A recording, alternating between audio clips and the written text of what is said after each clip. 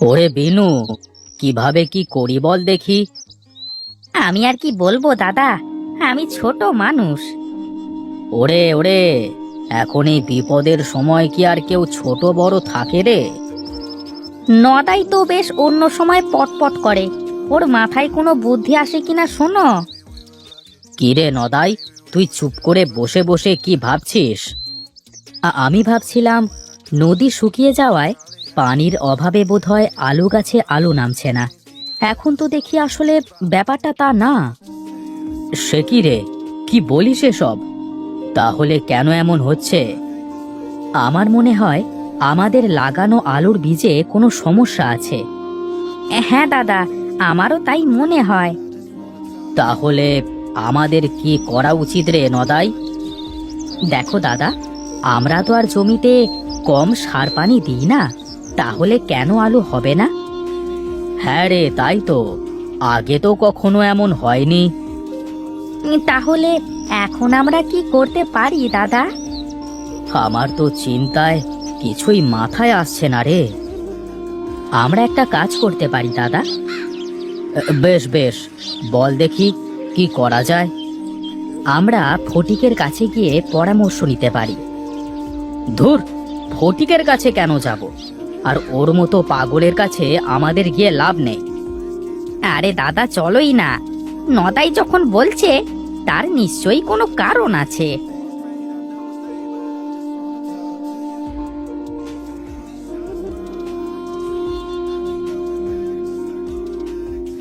হে কি, কারা আপনারা? কি চান এখানে? আসলে আমরা এসেছি ফটিকদার কাছে। পাগলের কাছে আবার ভালো মানুষের কি কাজ থাকে শুনি? আসলে আমরা একটা সমস্যায় পড়েছি, এই জন্য। যাকে পাগল অপবাদ দিয়ে গ্রাম থেকে তাড়িয়ে দিয়েছেন আপনারা, আজ আপনারাই আবার তার কাছে? দয়া করে আপনি থামেন, আমাদের বলুন না ফটিক কোথায়? কোথায় আর যাবে, ওই জঙ্গলে গিয়ে দেখেন, কোথাও আছে হয়তো।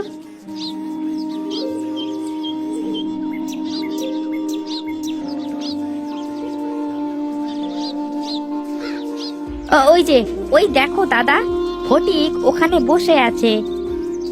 চল চল, আগে ওর কাছে যাই। আরে এ কারা? আমি কি চোখে ভুল কিছু দেখছি?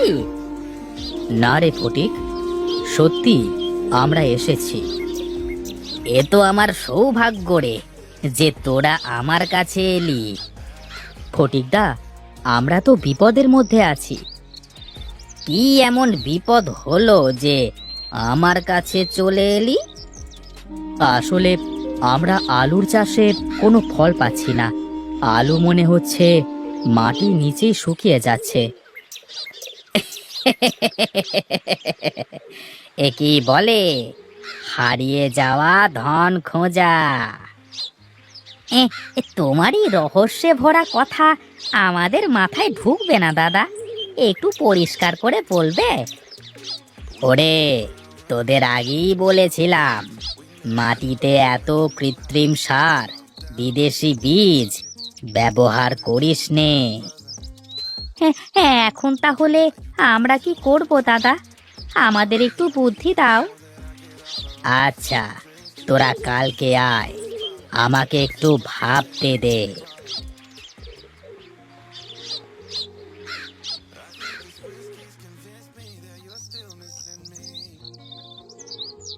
আরে মহেশ, আয় আয়, আমি তোদের কথাই ভাবছিলাম। এবার বল ভাই, আমরা কি করতে পারি? আমি যা বলবো তা শুনলে জমিতে শুধু আলু না, আলুর বৃষ্টি হবে। তাই নাকি দাদা?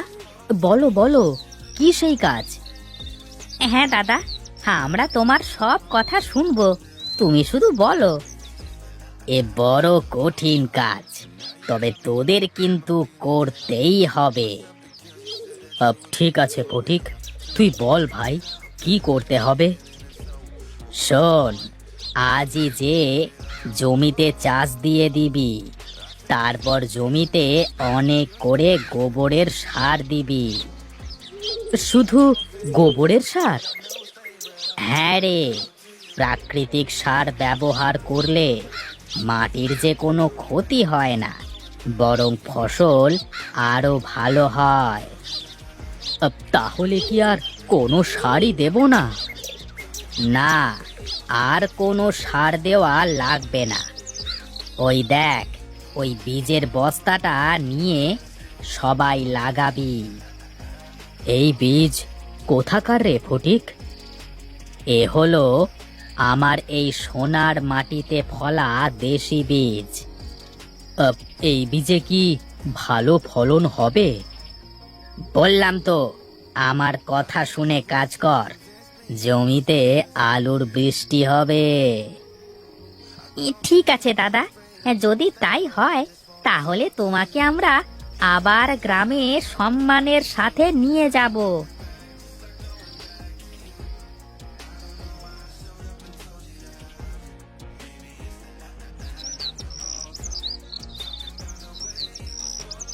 দাদা, আমার তো চাষ দেওয়া শেষ। তা জমিতে গোবরের সার কি দিয়েছিস? হ্যাঁ দাদা, সব হয়ে গেছে। কি রে বিনু, তোর কি চাষ দেওয়া শেষ? দাদা, চাষ দিয়ে গোবরের সারও দিয়ে দিয়েছি। বাহ বাহ, তোরা তো আমার থেকেও আগে রে। ওই পাগলটার কথা মতো কাজ করছি, না জানি কি হবে। তুমি দাও তো দাদা, আমাদের বীজ আমাদের দাও, আমরা জমিতে লাগিয়ে দিই।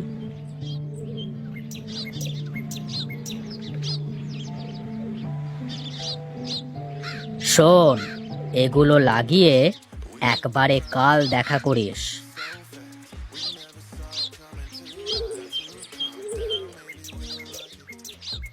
নে এখন তাড়াতাড়ি বীজগুলো লাগিয়ে ফেলি।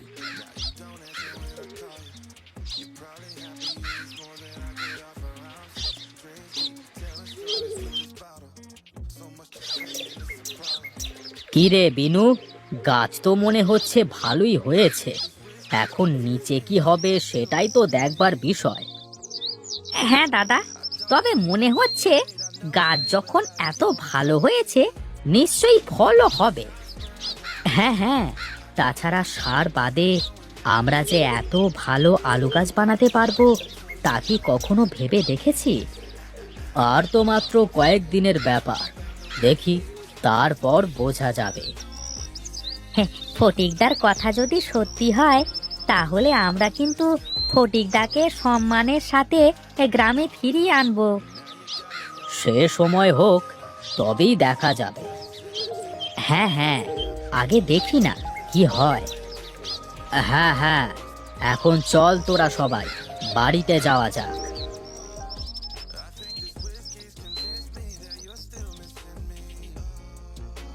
আরে সাব্বাস, হে কি কাণ্ড! বিনু, আরে ও বিনু, আরে দেখ বিনু দেখ, একটা গাছের নিচে কত আলু! হ্যাঁ দাদা, আমার জমিতেও একই অবস্থা। একটা গাছের নিচে মনে হচ্ছে হাজার হাজার আলু। নদাই কি করছে রে? ওকে ডাক দে। ও নদাই, নদাই, এইদিকে আয় দেখি। কি দাদা, বিশ্বাস হচ্ছে না?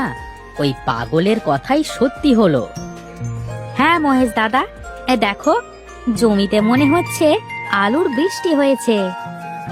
হ্যাঁ রে, আমরা সবাই ফটিককে ভুল বুঝে গ্রাম থেকে তাড়িয়ে দিয়েছিলাম।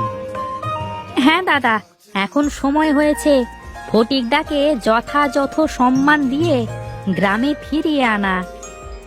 হ্যাঁ হ্যাঁ, এখন আলুগুলো সব নিয়ে চল জমি থেকে, তারপর দেখছি।